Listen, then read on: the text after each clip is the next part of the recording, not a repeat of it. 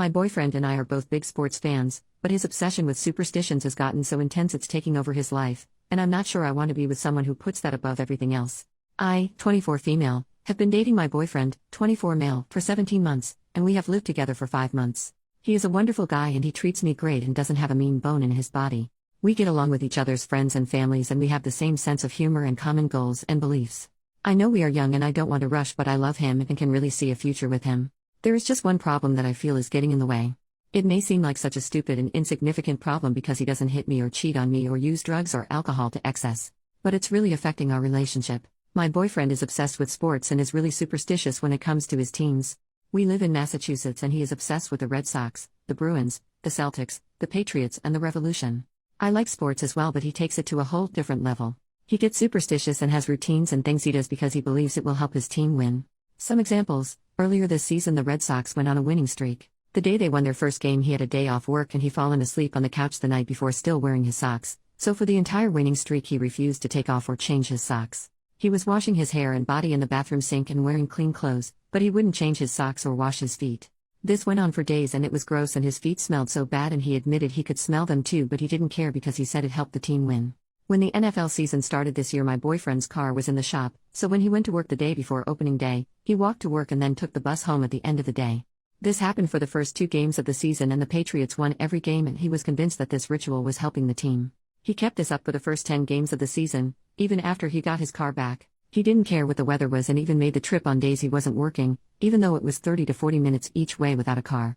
2 mutual friends of ours got married on November 28th of last year and he couldn't make the trip because we had to go out of town for the wedding. He was actually thinking of skipping the wedding, but I talked sense into him and he went, although he was tense the whole time.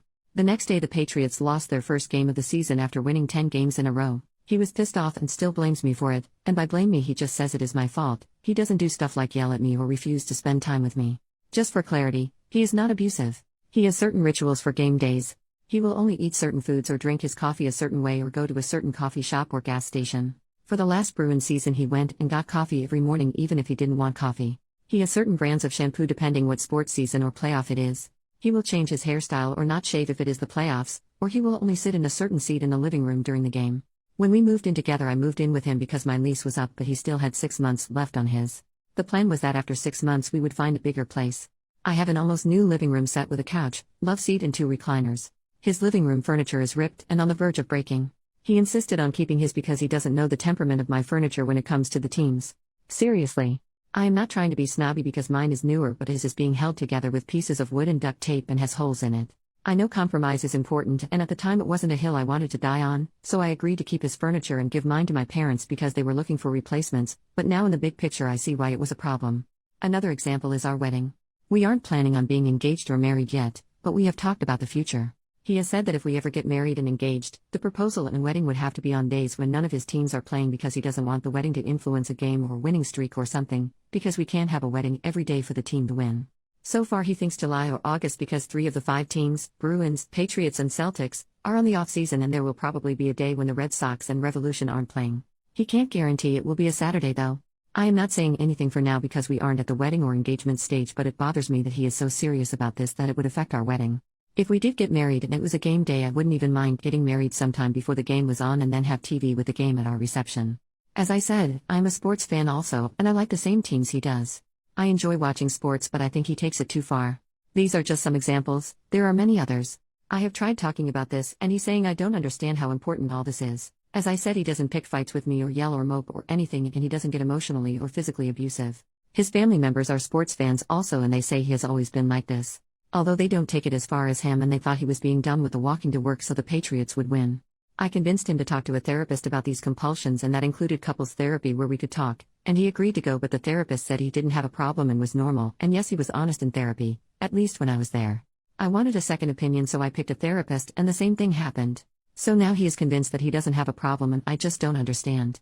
Like I said, he is wonderful in every other way. He is a good person, he isn't a snob to anyone and he treats me well and doesn't cheat or be abusive. He spends time with me and is attentive. And even when we debate about his sports obsession he doesn't yell or get mean. I love him very much and I can see a future for us. I enjoy watching games with him. But his obsession and superstition with sports is giving me second thoughts because while I like sports my life doesn't revolve around them. Since 2 therapists have said he is normal and not mentally ill or anything, he is convinced this is fine. We are due to move into a bigger place in a month, and while we haven't signed the lease yet, I'm not sure I want to do it without addressing this, but I don't know what else to do to make him listen. Am I being irrational and not understating, or am I right to be concerned about this and thinking of ending it? If anyone has any advice or thoughts, I would appreciate them. Thank you in advance for reading. Update 1 year later. Firstly, I would like to thank everyone who posted supportive and kind comments. I'm sorry I didn't answer them all. I had posted with a throwaway and some stuff had happened and I had forgotten I posted for a while. Now things have kind of evened out and I wanted to give an update for everyone who was supportive. He is now my ex-boyfriend. I read all the posts in a few days after I decided to talk to him again. It didn't go well at first, and that should have been a sign. There was a Red Sox game on when we were both home from work and they lost, and he was upset with me for talking to him and not letting him focus on the game, and interrupting the things he had to do. He was convinced they lost because of that and we had a huge fight. I should have ended it there. But I didn't. The next day we were both off work and he got me roses and cooked me lunch and there was candlelight and music and he asked me to dance with him there in the living room. He apologized and promised he would do better. He acknowledged it wasn't fair to me and said he wanted to get help and see another therapist. He talked about the future and us having a life. I stupidly listened. He did make an appointment with a therapist. He talked with me about his feelings and how I was feeling. He said he agreed that we would get new furniture for our new place. I tried to give him some space regarding his habits because he was committed to seeing the therapist and changing, and I didn't want to push him and him end up saying forget it. He was much more attentive though. I thought he changed or was at least really trying, but I was wrong. A week or so after we had fought and made up and he made the therapist appointment, something else happened that turned my life upside down. I had a mole on one of my arms, but I never thought anything of it. I had a new coworker and she pulled me aside one day and said she didn't want to scare me or be weird, but she is a 2-time skin cancer survivor and the mole did not look good. She stressed that I needed to see a doctor. I wasn't going to and she was noncommittal and she begged me to go. It turns out she was right and she saved my life. I made the appointment thinking the doctor would look in it and it would be no big deal. I had that mole for a while and never paid much attention to it. It was melanoma. I had to have surgery to remove the mole as well as to check the lymph nodes to see if it spread. The surgery was scheduled for a day my idiot ex-boyfriend had tickets to a Bruins preseason game. He asked me to postpone the surgery because he couldn't skip the game as it would affect the team. He was actually being serious. He went so far as to call my doctor and tell him I wanted to postpone the surgery and he was calling on my behalf. He said if I went through with the surgery he couldn't be there for me and I needed to understand because the team needs him. Then he actually freaking told me that I could not sit in his recliner the day I was scheduled to come home from the hospital because the Pats were playing and he needed to sit there for game day. I would have to take the broken couch. I am dead serious. I broke up with him. I called a friend whose dad had a truck and we packed all my stuff and he agreed that I could crash in her spare room for as long as I needed. It was the last month on his lease and I paid the landlord the last month of rent because even though I wasn't on his lease I didn't want him to be able to say I left him high and dry. I cut all contact with him and blocked his phone number and email address. It was on the 18-month anniversary of the day we met and had our first date and the 6-month anniversary of the day we moved in together. I thank God, the universe, and whoever that I didn't sign the lease for the new place we had planned to move into together with him or combine my money with him. I had the surgery. I got so lucky. It was stage 2 and had not hit the lymph nodes yet. I had to stay in the hospital for a couple of days, but the wound was looking okay and not infected, so I was discharged to go home. The waiting was agony, and the worst thing, I also was not in the best emotional state because of what had happened with my ex.